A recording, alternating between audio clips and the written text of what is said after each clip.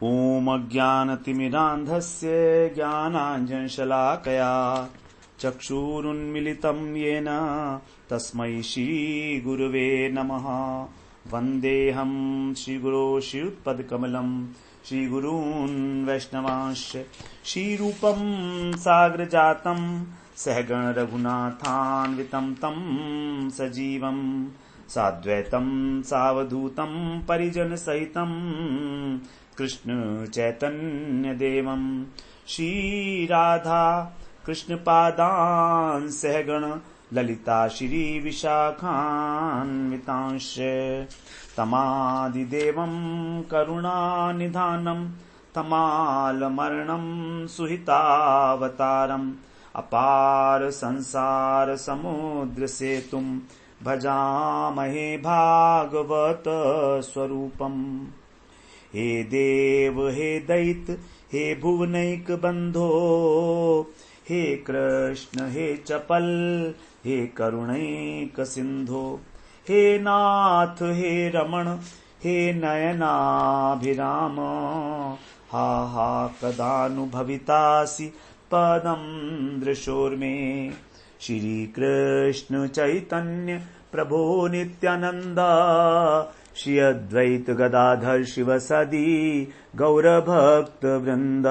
हरे कृष्ण कृष्ण कृष्ण हरे हरे, हरे राम राम राम हरे हरे। हरे कृष्णा।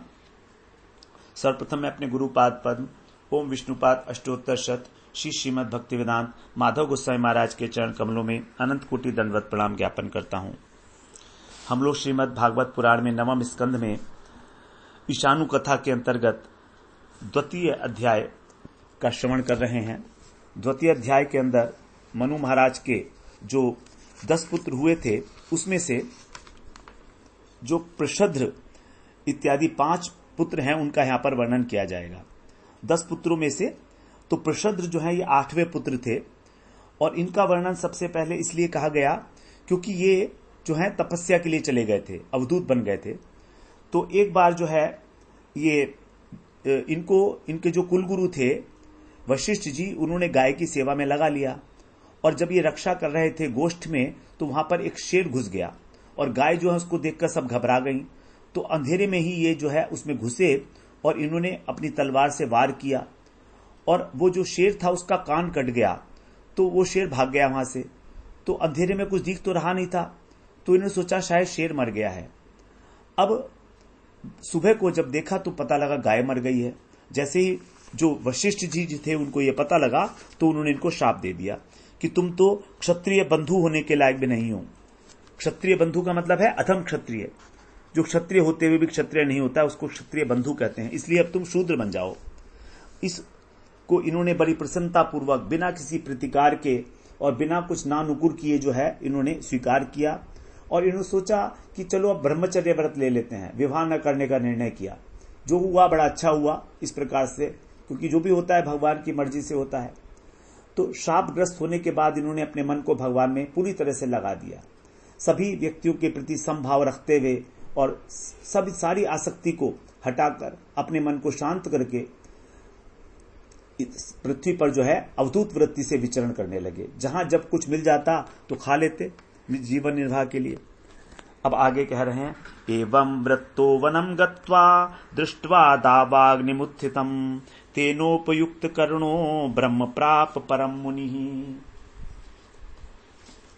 यहां पर कह रहे हैं मुनि, ये जो अब मुनि है इस एवं वृत्त इस वृत्ति से अर्थात अवधूत वृत्ति से वनम गत्वा वन में जाकर और उत्थितम दावाग्नि, कहीं पर किसी वन में दावाग्नि उत्पन्न हो रही थी, जो वृक्षों की रगड़ से ही उत्पन्न हो जाती है अग्नि वन में, उसको बोलते हैं दावाग्नि। बड़ी प्रचंड होती है, ये पूरा का वन जला डालती है।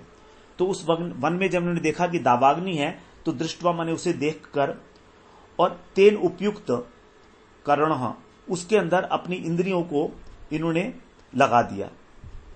अर्थात इन्होंने देखा कि धधक रहा है दावानल, तो ये जो मुनि थे परम मुनि मननशील प्रशद्र, इन्होंने अपनी इंद्रियों को उस अग्नि में भस्म कर दिया और इस प्रकार इन्होंने ब्रह्म प्राप उस पर ब्रह्म परमात्मा को प्राप्त किया। क्योंकि अब इनके शरीर में किसी प्रकार की आसक्ति तो थी नहीं, तो दावाग्नि के अंदर अपने को इन्होंने जला दिया स्वयं ही, ये नहीं कि अपने आप अपनी मर्जी से ही। इस प्रकार से इनको ब्रह्म की प्राप्ति हो गई। तो ये उनके 8वें पुत्र के विषय में वर्णन हो गया। अब आगे दूसरे पुत्र के विषय में, 10वें पुत्र के विषय में बता रहे हैं। कवि ही कनीयान विशेषु निष्प्रयो विसृज्य राज्यम सह बंधुभिर्वनम निवेश चित्ते पुरुषम स्वरोचिषम विवेश कैशोर वया परम गतः। जो मनु महाराज के 10 पुत्र हैं उनमें से 8वें पुत्र जो प्रशद्र थे उसके विषय में बता चुके हैं। अब 15वें श्लोक में बता रहे हैं कि जो इनका सबसे छोटा पुत्र था कनियान, कनियान का मतलब सबसे छोटा, कवि 10वें पुत्र, ये विषयेषु निस्पृह है। इनको विषयों में बिल्कुल स्पृहा ही नहीं थी, उदासीन थे ये जन्म से ही।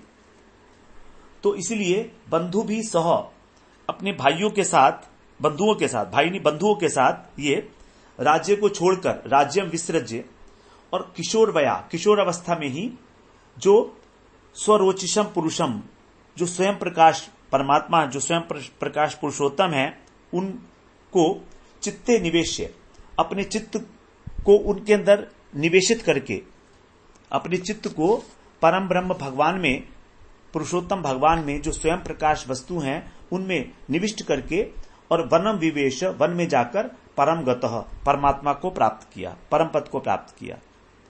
तो 10वें पुत्र भी जो है इनके इस प्रकार से भगवान को प्राप्त किए, क्योंकि वो उनके अंदर बचपन से ही किसी प्रकार की कोई स्पृहा नहीं थी।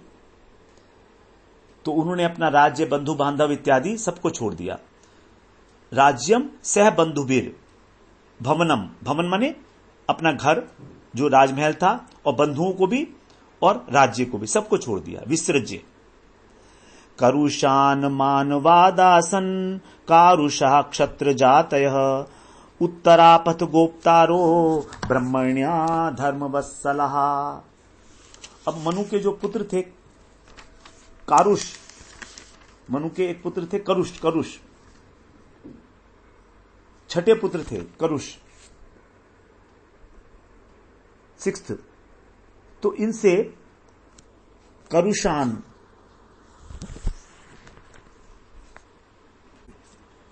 जो छठे पुत्र थे करुष, उनसे करुषात उत्तर पथ, उत्तर पथ के गोप्तार बने रक्षक, अर्थात उत्तर दिशा के, राज्य की जो दक्षिण दिशा है और उत्तर दिशा है उसके विषय में। तो उत्तर दिशा के जो रक्षक के रूप में ब्राह्मणिया, जो ब्राह्मणों के भक्त थे, और धर्मवत्सला, जो धर्म के प्रेमी थे, ऐसे कारुषा नामक क्षत्र जात, क्षत्रिय जाति के पुत्र जो हैं वो अरसन माने उत्पन्न हुए, आसन, आसन माने उत्पन्न हुए। तो मनुपुत्र जो करुष थे उनसे कारुष नामक क्षत्रिय उत्पन्न हुए। ये कारुष नामक क्षत्रिय जाति के वे बड़े ब्राह्मण भक्त थे और धर्म प्रेमी थे, और इन्होंने फिर उत्तर दिशा में, राज्य की जो उत्तर दिशा थी वहां के उन्होंने रक्षा की। इस प्रकार से 6th पुत्र के विषय में वर्णन हो गया। तो पहले बताया 8वें पुत्र के विषय में, उसके बाद फिर 10वें पुत्र के विषय में, और फिर छठे पुत्र जो है करुष, उसके विषय में बताया है।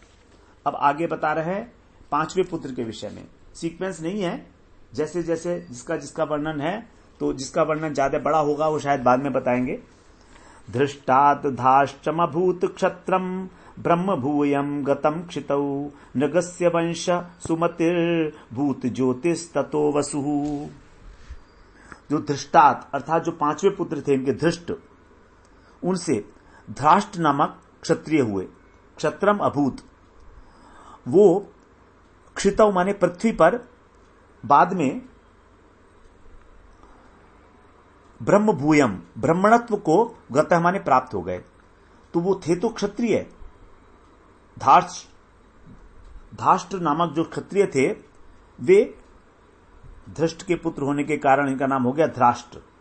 तो धृष्ट नामक जो क्षत्रिय थे वह बाद में ब्रह्मणत्व को प्राप्त हो गए। और फिर नगस्य वंशः, उनका पुत्र हुआ नग। तो नग के वंश में सुमति और सुमति के पुत्र हुए भूत ज्योति, और भूत ज्योति के पुत्र हुए वसु। ये एक जो है पूरी कुल परंपरा जो है बताई जा रही है कि धृष्ट के जो पुत्र थे धराष्ट्र, वो ब्राह्मण शरीर, वो जो है यद्यपि वो क्षत्रिय वंश में उत्पन्न हुए थे, लेकिन वो बाद में ब्राह्मण बन गए।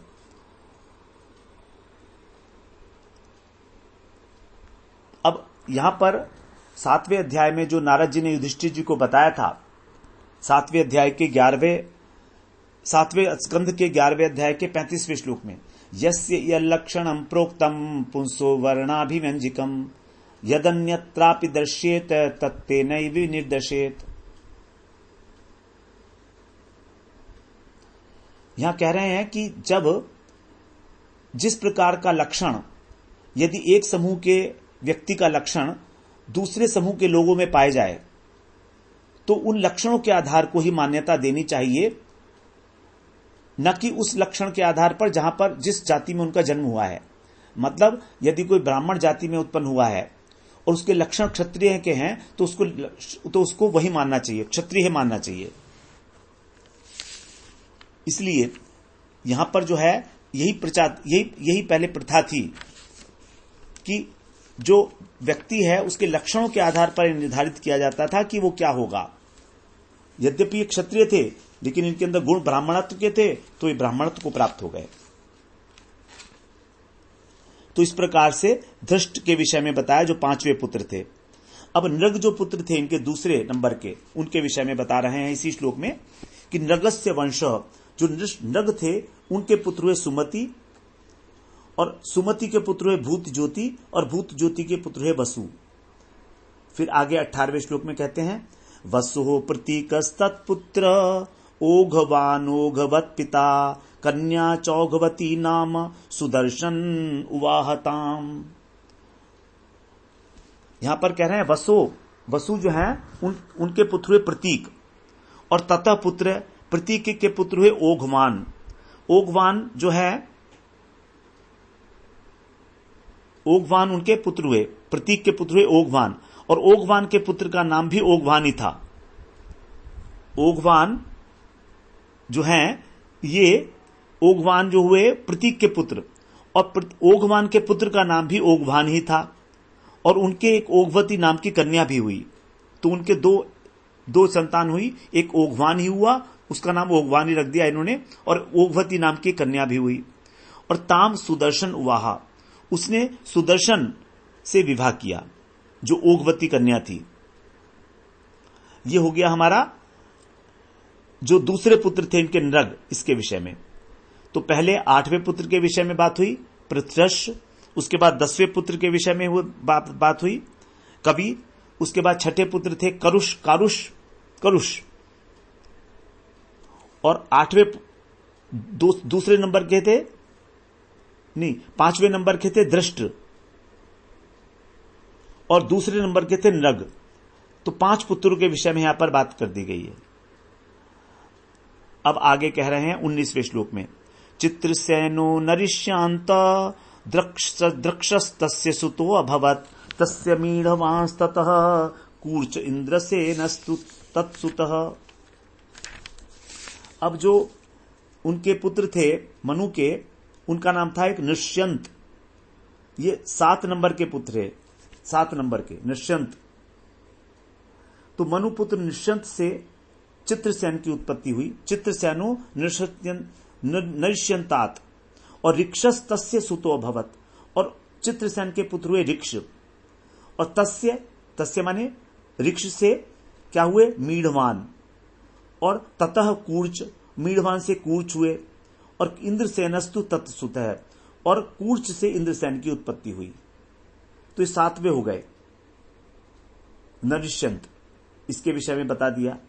अब आगे बता रहे हैं वीतिहोत्रस्त्वन्द्रसेनात् तस्य सप्तश्रवाभूत उरुश्रवा सुतस्तस्य देवदत्तस्तथो अभवत्।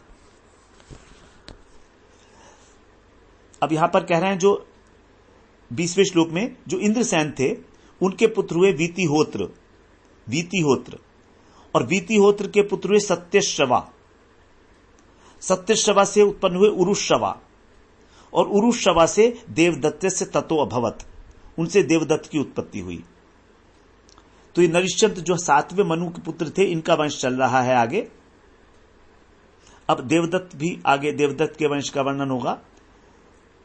अब आगे कह रहे हैं 21वें श्लोक में, ततोऽग्निवेश्यो भगवान अग्नि स्वयं अभूसुतः कानीनिति विख्यातो जातुकर्ण्यो महान ऋषि।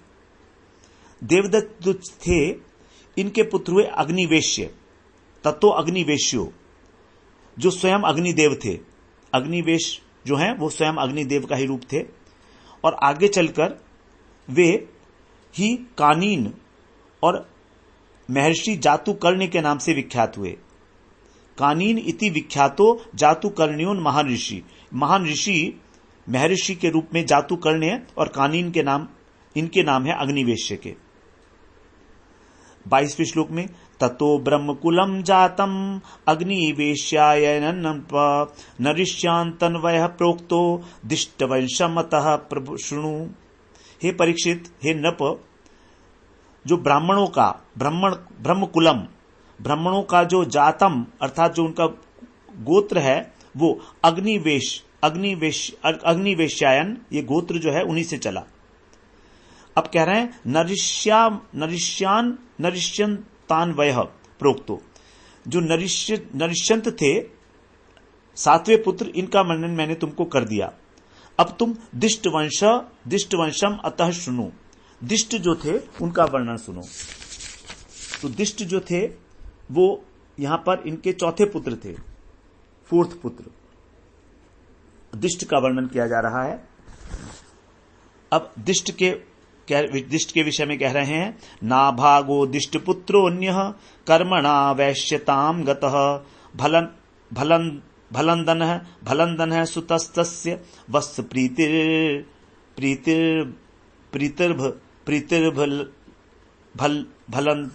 भलंदनात्। जो दिष्ट के पुत्र हैं नाभाग, उनका नाम है नाभाग दिष्ट पुत्रो। और ये कह रहे हैं अन्य, ये जो नाभाग हैं ये अन्य नाभाग हैं, अर्थात कोई और नाभाग भी हैं जिसका आगे वर्णन करेंगे। तो ये नाभाग अलग हैं जिनका आगे वर्णन किया जाएगा। और आगे कह रहे हैं कि ये नाभाग कर्मणा वैश्यताम गतः, अपने कर्म के कारण ये वैश्य वर्ण को प्राप्त हो गए। जैसे जो करुष के पुत्र थे वो ब्राह्मण, करुष के पुत्र कारुष वो ब्राह्मण को प्राप्त हो गए थे, ब्राह्मण बन गए थे क्षत्र जाति होते हुए भी नहीं। धृष्ट धाष्ट्रम अभूत क्षत्रम ब्रह्म भूयम गतोक्षितः। हाँ, तो उसी प्रकार से ये वैश्य बन गए, वैश्य धर्म को इन्होंने पालन किया वैश्य धर्म के कारण। और इनका पुत्र हुआ भी भल नंदन सुतस्तस्य। तो नाभाग जो है इनका पुत्र हुआ भल नंदन, और भल नंदन का पुत्र हुआ वत्सप्रीति। भल नंदनाथ, भल नंदन के पुत्र हुए भलंदन के पुत्र हुए वत्सप्रीति। भल नंदन नहीं है, भलंदन। अब 24वें श्लोक में कह रहे हैं, वत्सप्रीते सुतः प्रांशुस तत्सुतम प्रमतिम विदुः खनित्र प्रमतेस्तस्मात् चाक्षुषोथ विविंशति। ये जो चौथे पुत्र हैं इनके विषय में यहां पर वर्णन किया जा रहा है। दिष्ट जो है चौथे पुत्र हैं मनु महाराज के, उनके वर्णन में उसके वंश के अंदर वर्णन चल रहा है यहां पर हमारा। तो यहां पर कह रहे हैं कि वत्सप्रीते, जो वत्सप्रीति थे इनका पुत्र हुआ प्रांशु, और प्रांशु के पुत्र हुए प्रमति के पुत्र हुए खनित्र के पुत्र जो हैं वो हुए चाक्षुष और विविंशति। इनके दो पुत्र हुए चाक्षुष और विविंशति। ये चाक्षुष, वो चाक्षुष मनवंतर वाले नहीं है, वो तो चक्षु के पुत्र थे। जो छठा मनवंतर था चाक्षुष, वो चक्षु के पुत्र थे। लेकिन यहां पर इनका नाम है खनित्र के पुत्र हैं ये चाक्षुष और विवंशिति। अब 25वां 26वां एक साथ पढ़ेंगे। विवंशितो सुतोरंभ खनि नेत्रोस्य धार्मिकः करधर्मो महाराज तस्यादीतात्मजो नृप तस्यावीक्ष सुतो यस्य मरुतश्चक्रवर्त्यभूत संवर्तो याजयत यं वै महायोग्यम गिरह सुतः। द्विवंशिति के पुत्र हुए रंभ, रंभ के पुत्र हुए खनि नेत्र, ये दोनों ही परम धार्मिक थे, धार्मिक। और इनके पुत्र हुए करंधम, करंधम के पुत्र हुए फिर अवीक्षित। तो अब कह रहे हैं कि हे महाराज, हे नृप, अवीक्षित के पुत्र हुए मरुत, ये चक्रवर्ती राजा थे, चक्रवर्ती अभूत, ये चक्रवर्ती राजा हुए। और फिर कह रहे हैं कि सर्वतो अजयत, इन्हीं से जो मरुत थे चक्रवर्ती राजा, उनसे अंगिरा के पुत्र जो महायोगी संवर्तक ऋषि थे, उन्होंने यज्ञ कराया था। कोई अंगिरा थे, उनके पुत्र ने इनसे ही यज्ञ कराया था। तो अंगिरा के पुत्र जो संवर्तक ऋषि थे, उन्होंने मरुत जो बने थे अवीक्षत के पुत्र, इनसे यज्ञ कराया था। अब आगे कह रहे हैं कुछ स्पेशलिटी होगी, तभी यहां पर इसका वर्णन किया गया। मरुत्तस्य यथा यज्ञो न तथान्यस्य कश्चन सर्वं हिरण्यमयं त्वासीत् यत् किंचित् चास्य शोभनम। विशेषता बता रहे हैं उस यज्ञ की क्या थी। यथा मरुतस्य यज्ञ, जैसे मरुत का यज्ञ हुआ, अन्यस्य कश्चन तथा न, दूसरे किसी का उस प्रकार का यज्ञ नहीं हुआ, क्योंकि यत् किंचित, जो कुछ भी था उसमें, अस्य शोभनम, इस यज्ञ की जो सजावट थी, छोटे बड़े पात्र जो अत्यंत सुंदर थे, वो कैसे बने हुए थे, हिरण्यम आसीत, स्वर्णमय, सोने के बने हुए थे सारे पात्र। इसलिए इस यज्ञ की बड़ी शोभा हुई थी। इसलिए सारी वस्तुएं इसके अंदर सोने की बनी हुई थी, जितने भी यज्ञ का जो सामग्री यूज होती है। तो इसलिए इस यज्ञ की तुलना किसी और यज्ञ से नहीं की जा सकती। अब इस यज्ञ के बारे में ही और आगे कह रहे हैं। अमाद्यन्द्रिंद सोमेन दक्षिणाभिर्द्विजातयः मरुतः परिवेष्टारो विश्वे देवा सभासदः। 28वें श्लोक में जो इंद्र हैं वो सोमपान से, इस यज्ञ के अंदर इंद्र ने सोमपान करके क्या हुआ था, मतवाले हो गए थे। अमाद्यत, इंद्र जो है उन्होंने सोमपान किया और मतवाले हो गए। और द्विजात है दक्षिणा भी, और जो ब्राह्मण थे वो दक्षिणा पाकर मतवाले हो गए, तृप्त हो गए। अमाद्यत, तो इंद्र जो है सोमरस पिया और ब्राह्मण जो है उन्होंने दक्षिणा प्राप्त की। इतना बड़ा विशाल, मतलब ऐश्वर्यशाली यज्ञ था। मरुतः, और जो इसमें मरुदगण थे, उड़नचस मरुदगण हैं, देवता हैं, वो परिवेष्टार है, वो परिवेशन करने वाले थे। जो सब सामग्री भोजन वगैरह दिया जाता है, प्रसाद वगैरह, वो मरुदगण थे। और विश्वे देवा सभासद, और विश्वे देव जो हैं वो सभासद थे यहाँ के इस यज्ञ के अंदर। अब आगे 29वें श्लोक में कह रहे हैं। मरुतस्य दमः पुत्रस् तस्यासीद राज्यवर्धनः सुधृतिस्तत्सुतो यज्ञे सौधृतेयो नरः सुतः। मरुतस्य दमः पुत्र, मरुत के पुत्र का नाम था दम, और दम के पुत्र हुए राज्यवर्धन, राज्यवर्धन से हुए सुधृति, सुधृति से नर नामक पुत्र की उत्पत्ति हुई। सुधृति का पुत्र हुआ नर। 30वें श्लोक में कहते हैं। तत्सुतः केवलस्तस्मात् बंधुमान वेगवांस्ततः बंधुस्तस्या भवत्यस्य तृणबिंदुर्महीपतिः। नर से तत्सुतः केवल, जो नर थे उनके पुत्र हुए केवल, केवल से हुए बंधुमान, बंधुमान से हुए वेगवान, वेगवान से हुए बंधु, और बंधु से राजा तृणबिंदु का जन्म हुआ। तृणबिंदु महीपति ये राजा थे। तृणबिंदु के विषय में अब कुछ विशेष बताया जाएगा। तम भेजे लंबुषा देवी भजनीय गुणालयम वराप्सरा यतः पुत्रा कन्या चेड़ विड़ा भवत। 31वां श्लोक है। इसमें कह रहे हैं कि तम भजनीयम, ये जो तृणबिंदु थे ये क्या थे, अत्यंत सेवनीय थे। जो अत्यंत सेवनीय गुण हैं उनके आलय थे, अर्थात आदर्श गुणों के भंडार थे तृणबिंदु। तम माने ये तृणबिंदु जो थे ये गुणालयम अर्थात श्रेष्ठ गुणों के, जो भजनीय गुण हैं, जो सेवनीय गुण हैं, उनके भंडार थे। और वर अप्सरा देवी अलम्बुषा, देवी अलम्बुषा जो हैं अप्सराओं के अंदर एक श्रेष्ठ देवी हैं, तो उन्होंने इनको वरण किया, भेजे माने वरण किया, इनको सेवन किया, इनका वरण किया। यत जिससे पुत्रहा कई पुत्र और इडविडा नाम की एक कन्या अभवत, कन्या उत्पन्न हुई। तो तृणबिंदु का विवाह हुआ अलम्बुषा नामक अप्सरा से, और इनके फिर कई पुत्र हुए और एक इडविडा नाम की जो है कन्या भी उत्पन्न हुई।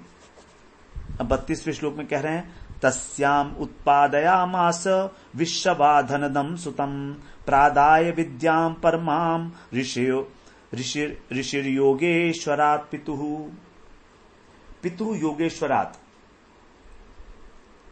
अपने पिता जो योगेश्वर हैं, कौन? पुलस्त्य जी, उनसे उत्तम विद्या प्राप्त करके, प्रादाय माने प्राप्त करके, उसने इडविडा में ऋषि विश्ववा, जो विश्ववा ऋषि हैं, उनसे धनाधीश धनदम सुतम, धनाधीश जो कुबेर हैं, उनको उत्पादयामा से उत्पन्न किया। तो मुनि विश्ववा जो हैं, उन्होंने अपने योगेश्वर पुलस जी से उत्तम विद्या प्राप्त की और फिर इडविडा के गर्भ से कुबेर को पुत्र के रूप में उत्पन्न किया। कुबेर जो है इन्हीं के वंश में आए हैं, सूर्य वंश में। मनु के पुत्र के पुत्र हैं ये, पुत्र के पुत्र के पुत्र के पुत्र, पता नहीं कहां कहां पहुंचकर आ गए। तो विश्ववा। अब 33वें श्लोक में तृणबिंदु के विषय में बता रहे हैं, विशाल है शून्य बंध्युष्य ध्रुम केतुष्य तत्सुतः विशालो वंश कृद राजा वैशालीम निर्मन में पुरीम। जो महाराज तृणबिंदु हैं, उनके अपनी धर्मपत्नी से 3 पुत्र और हुए। वो कह रहे हैं 3 पुत्र कौन से थे? विशाल, शून्य बंधु और धूम्रकेतु। उनमें से जो विशाल थे राजा, वो वंशधर हुए, अर्थात उनका वंश आगे चला। वंशधर का मतलब वंश आगे से चला है। और उन्होंने वैशाली नामक नगरी जो है, राजा वैशालीम निर्ममे पुरीम, उन्होंने वैशाली नामक नगरी जो है उसको बसाया। अब आगे 34वें श्लोक में बोलते हैं, हेमचंद्र सुतस्तस्य धूम्राक्षस्तस्य चात्मजः तत्पुत्रात् संयमादासीत कृशास्त्र सहदेवजः। विशाल से हेमचंद्र उत्पन्न हुए, हेमचंद्र से ध्रुमाक्ष से संयम के 2 पुत्र हुए, कृशाश्व और देवज, 2 पुत्र हुए। 35वें श्लोक में कहते हैं, कृशाश्वात् सोमदत्तो भूत योश्वमेधैरिडस्पतम इष्ट्वा पुरुषम अपग्र्याम गतिम योगेश्वराश्रितः। कृशाश्व जो थे, उनके पुत्र का नाम था सोमदत्त। इसने क्या किया था कि अश्वमेघ यज्ञ के द्वारा भगवान की आराधना की थी। सोमदत्त ने भगवान को इसने संतुष्ट किया था। और फिर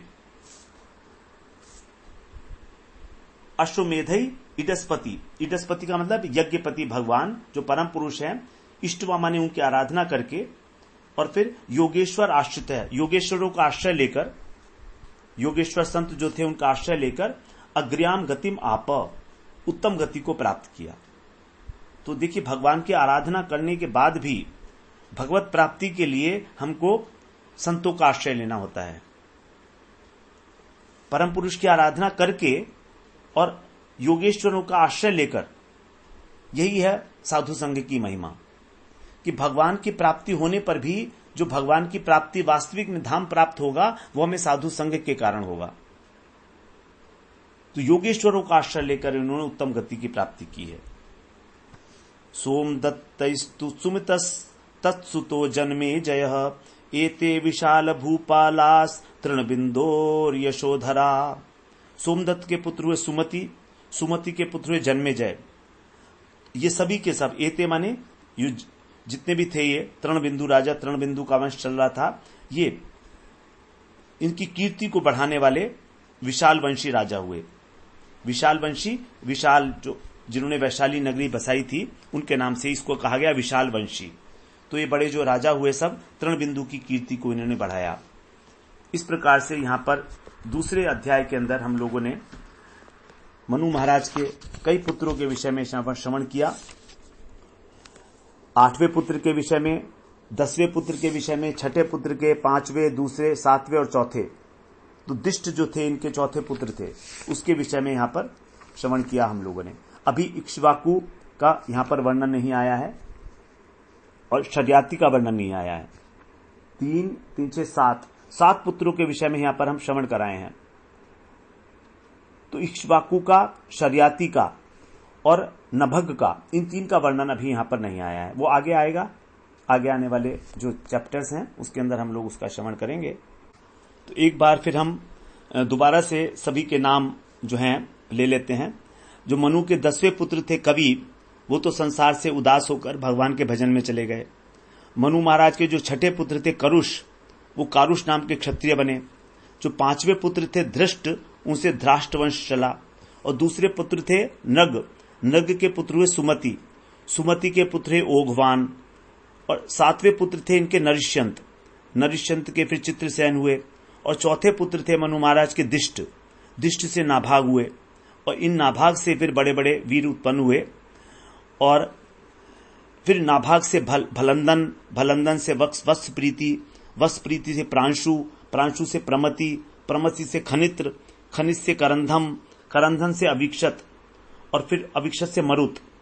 तो ये मरुत जो थे बड़े चक्रवर्ती राजा थे। और अंगिरा के पुत्र जो संवर्त ऋषि थे, इन्होंने इनसे बड़ा भारी यज्ञ कराया, जैसे यज्ञ कभी हुआ ही नहीं। सारे पात्र सोने के थे, दक्षिणा से सभी ब्राह्मण तृप्त हो गए थे और सोमपान करके इंद्र भी मतवाले हो गए थे इसमें। उस पर मरुत के पुत्र हुए दम, दम के पुत्र हुए राज्यवर्धन, राज्यवर्धन के सुधृति, सुधृति के नर, नर के केवल, केवल के बंधुमान, बंधुमान के वेगवान, वेगवान के बंधु। और बंधु के पुत्र हुए राजा तृणबिंदु। ये तृणबिंदु जो थे आदर्श थे गुणों के। और अलम्बुषा नामक जो एक अप्सरा थी, उससे इनके विवाह हुआ और इडविडा नाम की एक कन्या उत्पन्न हुई। ये इडविडा जो है उन मिश्रशवा से इनका विवाह हुआ और इन्होंने कुबेर को उत्पन्न किया। तो महाराज तृणबिंदु जो थे, इनके 3 पुत्र हुए, विशाल, शून्य बिंदु और धूम्रकेतु। तो विशाल जो है फिर इनका आगे वंश चला। इन्होंने वैशाली नगरी बसाई जो बिहार में है अभी, वैशाली जानते ही हम। तो विशाल से फिर हुए हेमचंद्र, हेमचंद्र से ध्रुमाक्ष, ध्रुमाक्ष से संयम, संयम से कृशाश्व और देवज। फिर कृशाश्व से हुए सोमदत्त, सोमदत्त से सुमति, सुमति से जन्मेजय। इस प्रकार ये सारे के सारे जो वंश है पूरा, ये बड़ी कीर्ति को बढ़ाने वाला हुआ। जो दिष्ट के सारे पुत्र थे, जो दिष्ट थे चौथे पुत्र मनु महाराज के, उनके वंश का। तो यहां पर जो है 7 पुत्रों के, मनु महाराज के 7 पुत्रों के वंश का यहां पर वर्णन कर दिया गया। चौथे पुत्र थे दिष्ट, दिष्ट का वर्णन जो है विशेष रूप से आगे बढ़ाकर किया गया। आगे फिर हम लोग तीसरे अध्याय में अगले सत्र में प्रवेश करते हैं। वांछा कल्पतरुभ्यश्च कृपा सिंधुभ्यैव च पतितानां पावनेभ्यो वैष्णवेभ्यो नमो नमः।